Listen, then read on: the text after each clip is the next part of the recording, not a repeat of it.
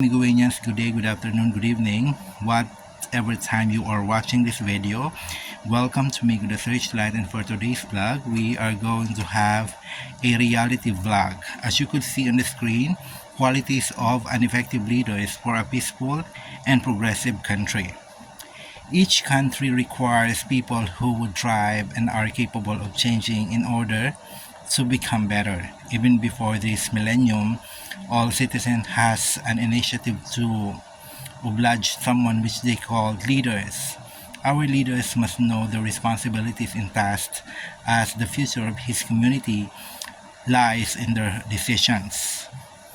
Philippines, our country, for example, is such a perfect example for us to evaluate, learn and relearn how we make our choices when it comes to showing our support, and give them a lot of privileges when it comes to showing our or when it comes to giving them privileges to do their jobs as a servants of our society. The great qualities of an effective leaders in every is being humane and cultured individuals.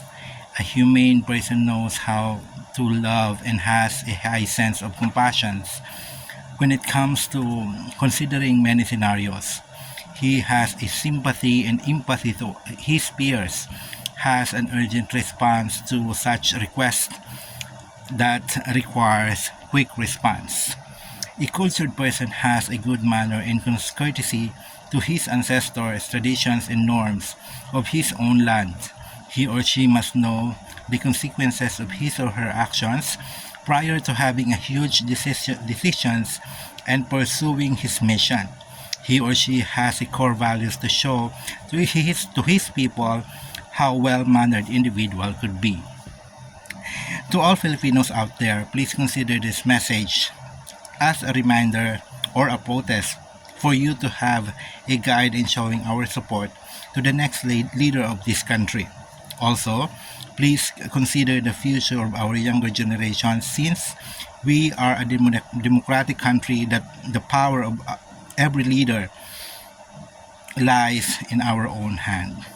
God bless our country, Philippines. Thank you so much, Miguenians, for watching my vlog.